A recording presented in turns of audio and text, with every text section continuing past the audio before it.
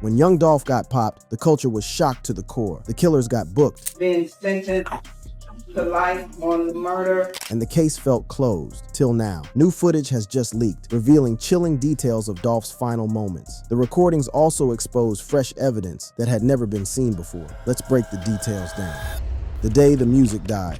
November 17, 2021 was supposed to be just another day of young Dolph doing what he did best, showing love to his city and giving back to his people. The homie was in Memphis for his annual tradition of blessing families with Thanksgiving turkeys, spreading that good energy and making sure his community was eating good during the holidays. But what should have been a beautiful day of giving back turned into the most devastating day in Memphis hip-hop history. Around 12:23 in the afternoon, Dolph rolled up to Makita's homemade butter cookies on Airways Boulevard, a spot he hit up regularly to grab treats for his moms. This wasn't no random location. This was one of his favorite spots in the city, a black-owned business he genuinely supported and promoted to his followers. The simple act of buying some cookies, something he'd done mad times before, was about to become his final public moment. What happened next was caught on camera and shocked the entire world. Surveillance footage showed two masked gunmen hop out of a stolen white Mercedes-Benz, moving like soldiers on a mission toward the bakery's front window. The hit was fast, brutal, and calculated as hell. The coroner later confirmed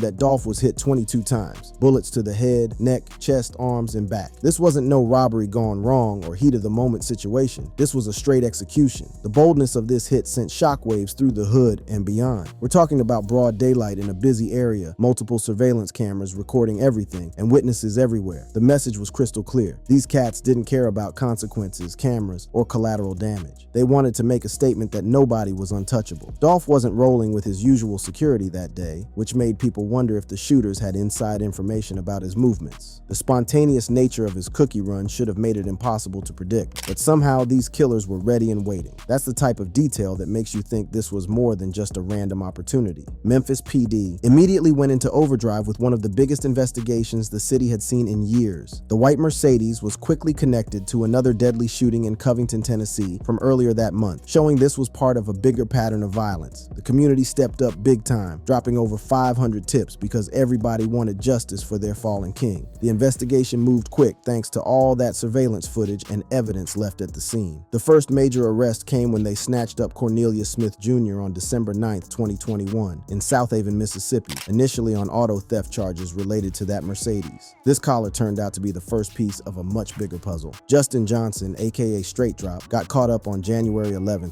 2022 in Indiana after a nationwide manhunt. This cat was a 23-year-old wannabe rapper with gang ties and a history of violence, basically the type of desperate young soldier who might do anything for a come-up. His arrest brought some relief to a community that had been on edge, but it also raised serious questions about who was really pulling the strings. As the feds dug deeper, more arrests followed. Hernandez Govan got picked up on November 10, 2022, and hit with conspiracy charges, with prosecutors claiming he was the mastermind who orchestrated the whole hit. Jamarcus Johnson, Justin's little brother, got arrested for conspiracy, and Shundale Barnett got grabbed as an accessory for helping Johnson escape. The motive that came out during the investigation was more shocking than anybody expected. Prosecutors alleged this was a $100,000 hit put out by Anthony Big Jook Mims, Yo Gotti's older brother and a major player in CMG, all stemming from that long-running beef between CMG and Dolph's paper route empire. This wasn't just rap politics anymore. This was allegedly a business decision to eliminate competition through murder. When news broke about Big Jook's alleged involvement, the hip-hop world went crazy. Here was a cat operating in the shadows of his famous brother's empire, supposedly willing to drop six figures to have a rival artist eliminated. The fact that Big Jook himself got smoked in January 2024 in an unsolved shooting many believe is payback just added another layer of tragedy to this whole mess. The most damaging testimony came from the shooters themselves. Cornelius Smith Jr. eventually agreed to flip and testify against his co-defendants, giving prosecutors an inside look at how the conspiracy went down. His cooperation became crucial in building cases against the other suspects. We knew that, they had heat on Dolph and them head or whatever, so. Who had a hit on whose head? Big Jook had a hit on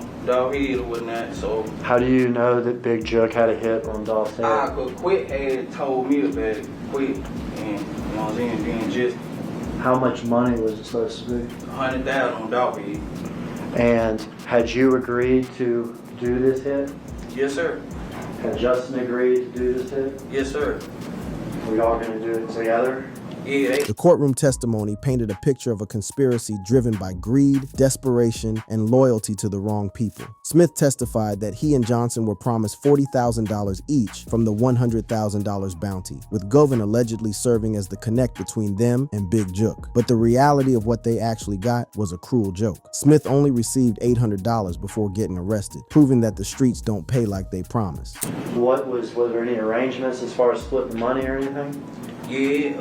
Me and him supposed to be giving Quit 10,000 apiece.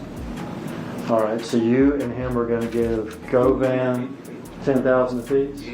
And how much were you going to get? I was getting 40, he was getting 40.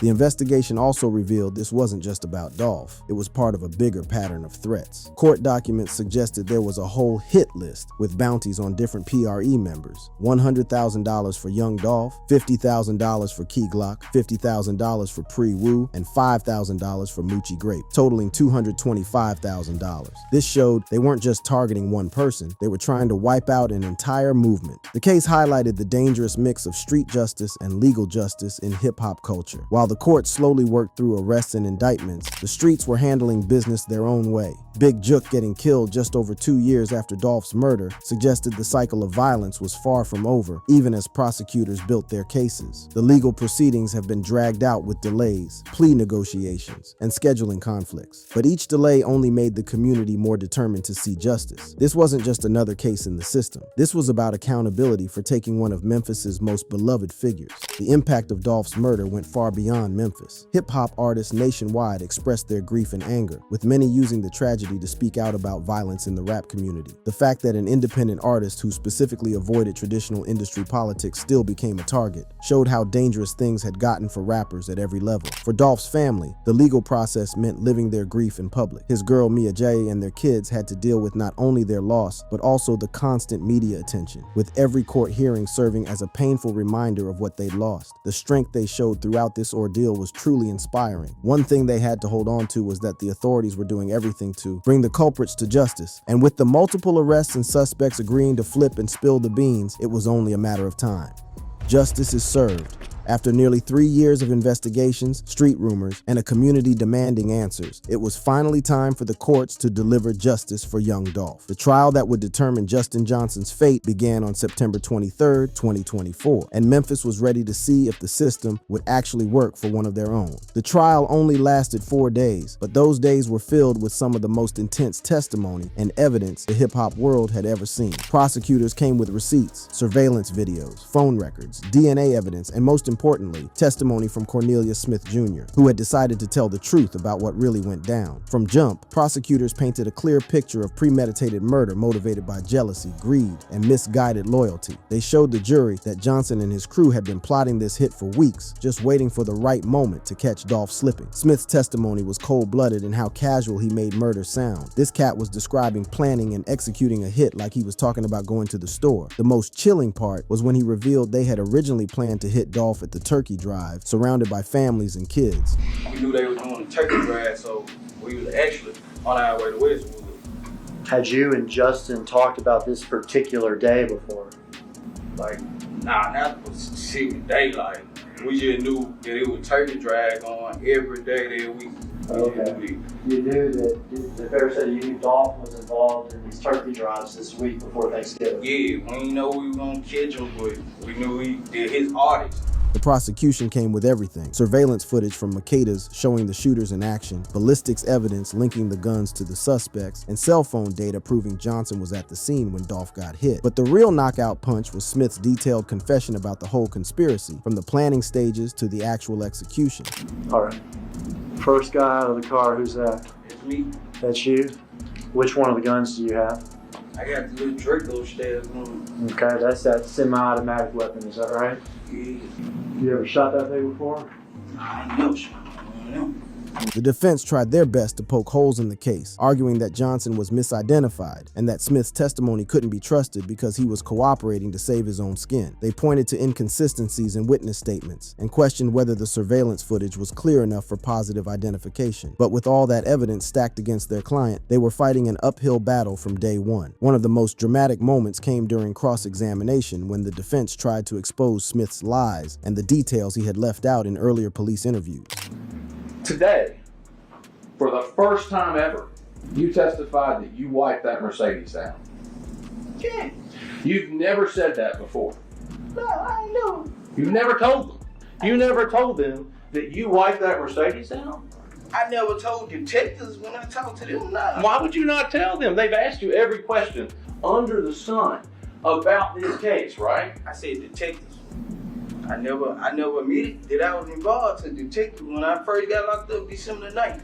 The defense strategy of attacking Smith's credibility made sense. Homie had definitely switched up his story multiple times and admitted to lying to the police initially. But the prosecution had anticipated this and had corroborating evidence that backed up Smith's version of events, even when he had been inconsistent about certain details. After 4 days of heavy testimony and quick deliberations, the jury came back with the verdict everybody in Memphis had been waiting for. On September 26, 2024, Justin Johnson was found guilty on all counts: first-degree murder, conspiracy to commit first-degree murder, and unlawful possession of a firearm. The automatic sentence for murder in Tennessee meant life in prison without the possibility of parole, but the judge wasn't done. On November 1st, 2024, Judge Mitchell tacked on an additional 35 years for the other charges, running consecutively, meaning Johnson would need to serve at least 63.25 years before even being considered for parole. Basically, this cat is never seeing the streets again. Dolph's family finally got some closure after the conviction, with his sister saying the trial had revealed the full picture of what happened to their loved one. For years, they had been living with questions and speculation. Now they had official confirmation of who was responsible and why their king was taken from them. But Johnson's conviction was just one piece of a bigger puzzle that's still being put together. Hernandez Govan, the alleged mastermind, rejected multiple plea deals, including one in December 2024. His trial, originally set for March 2025, got pushed back to August 18, 2025, after some motion hearings where evidence was sealed to keep the jury pool clean. The ongoing legal drama has kept young Dolph's murder in the spotlight, sparking conversations about violence in hip-hop culture and whether the industry needs to do more to protect its artists. Social media has been going crazy with discussions ranging from celebrating justice to deeper talks about the systemic issues that create these cycles of violence in rap music. The public reaction to Johnson's conviction was swift and overwhelmingly positive. Social media exploded with tributes to Dolph and celebrations that justice had been served. Hashtags like #JusticeForDolph and Dolphin emojis were trending as fans celebrated the conviction while continuing to mourn their fallen hero.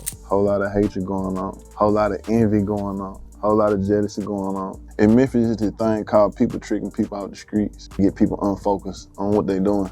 That's all it is. You know what I'm saying? Like, Dolph built himself up and building himself into becoming a superstar, and I'll let us throw Dolph off right quick. He's doing too much. Beyond the courtroom drama, young Dolph's legacy continues to grow stronger every year since his passing. His label has dropped posthumous albums, Paper Route Illuminati 2021 and Paper Route Frank 2022, which both performed well on the Billboard 200. These releases aren't just about making money. They're ways for fans to stay connected to their fallen king's message and music. The community impact of Dolph's death and the trial has been profound. Memphis showed love by renaming a street Adolph Young Dolph Thornton Jr. Avenue, and his Ida Mae Family Foundation keeps the turkey drives going every Thanksgiving. These efforts ensure his spirit of giving back lives on, even though his physical presence has been taken away. The broader hip-hop community has also been forced to confront some hard truths about violence in the culture. Many artists have spoken out about the need to address beef through music rather than violence, while others have used Dolph's story as inspiration to stay independent and build their own empires. His commitment to doing things his own way has influenced a whole new generation of artists to consider alternatives to traditional label politics. As the final pieces of this legal puzzle await resolution with Govan's upcoming trial, young Dolph's story stands as both inspiration and warning. His rise from the Memphis streets to national prominence proves what's possible with determination, talent, and an unshakable commitment to independence. But his tragic death and the trial that followed exposed the dangerous realities that still haunt too many artists in the hip-hop world. As Memphis continues healing and the hip-hop world reflects on the lessons from this tragedy, young Dolph's legacy remains complex but ultimately inspiring. A reminder that success doesn't always provide protection from the streets, but that the impact of a life lived with purpose and authenticity can endure long after the final track is recorded. The streets don't forget, and neither does the hip-hop community. Young Dolph's name will forever be synonymous with independence, authenticity, and giving back to the hood that raised you.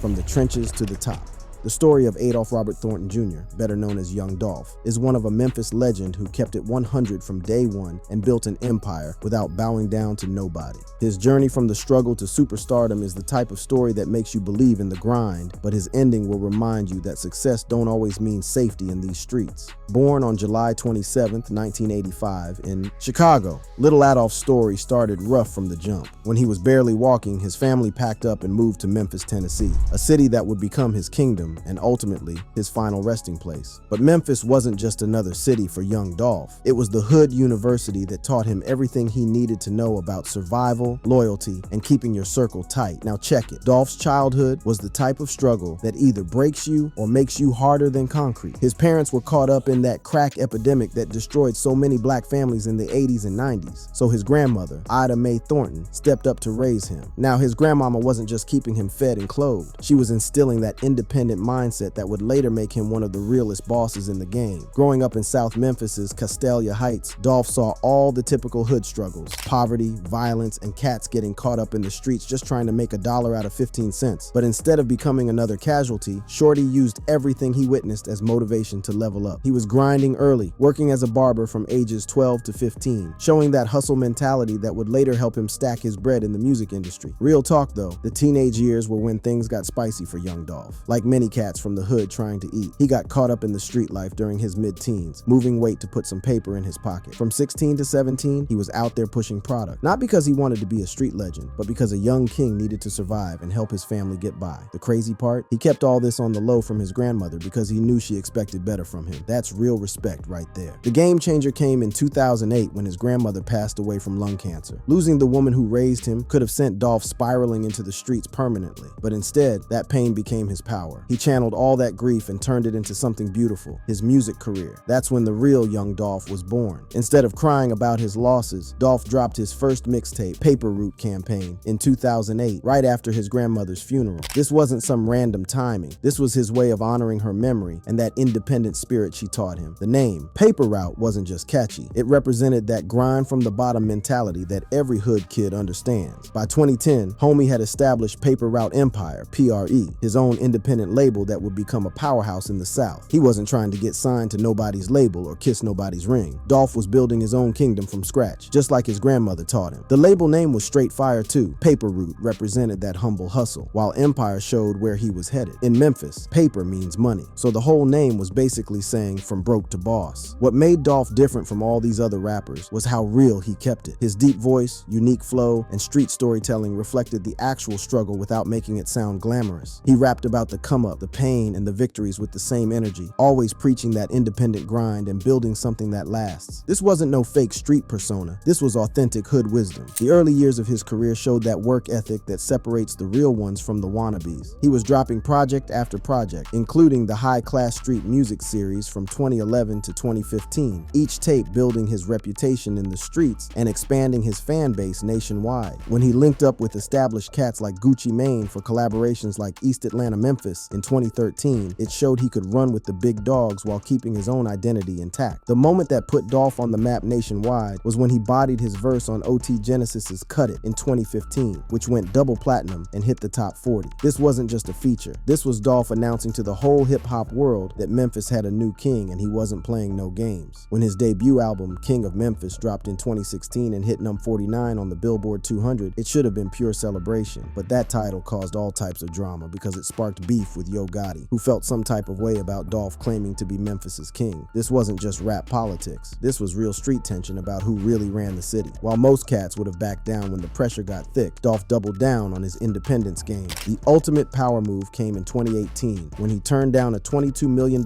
major label deal to keep his freedom through a distribution deal with Empire. That's boss level thinking right there, choosing principles over paper, staying independent over getting rich quick. The projects that followed proved Dolph made the right choice. His album Bulletproof 2017 hit number 36, a title that would turn out to be prophetic as hell considering what was coming. He also dropped fire like Thinking Out Loud 2017 number 16 and Role Model 2018 number 15, plus those collaborative bangers with his little cousin Key Glock like Dumb and Dumber 2019 number 8 and Dumb and Dumber 2 Inches 2021. The peak of his commercial success came with his 2020 album Rich Slave, which debuted at number 4 on the Billboard 200, featuring joints like R&B with with Megan Thee Stallion. That album title was Straight Genius. Dolph was saying he got rich but never became a slave to the system. That's the type of consciousness that separated him from these other rappers. But yo, Dolph's legacy goes way deeper than just music and money. This man was really giving back to his hood, donating $25,000 to Hamilton High School, doing annual turkey drives during Thanksgiving, and quietly helping people in his community with bills and other needs. This wasn't for the cameras or the clout. This was genuine love for his people and understanding that success means nothing if you can't help others level up too. On the personal tip, Dolph was a solid family man with his longtime girl Mia J and their two kids, Trey Trey and Aria. He was planning to wife her up in 2022 and was known for being a strict but loving father shaped by his own rough upbringing. Everyone who knew him said he was smart as hell, business-minded, and always looking for ways to uplift his community. But real recognize real. Success in this rap game, especially when you're independent and challenging the established order, comes with serious risks that go way beyond the studio. Dolph's life was marked by multiple attempts on his life, including surviving that wild shooting in Charlotte, North Carolina in February 2017, where shooters hit his bulletproof whip with over 100 rounds. This was allegedly connected to his beef with Black Youngsta and Yo Gotti's crew. Later that year in September, he got shot 3 times in Los Angeles and had to spend weeks recovering. These weren't random incidents. This was part of a pattern of escalating beef in the Memphis rap scene that would eventually turn deadly. But even with cats constantly trying to take him out, Dolph stayed solid, addressing the threats in his music and refusing to hide or change his ways. That's the type of courage that makes legends. But in these streets, sometimes courage ain't enough to keep you breathing. As Memphis continues to heal and new artists come up inspired by Dolph's blueprint for independence, his message remains clear. Stay true to yourself, build your own empire, and never forget where you came from. If you enjoyed this video, click on the ones showing on your screen to enjoy more.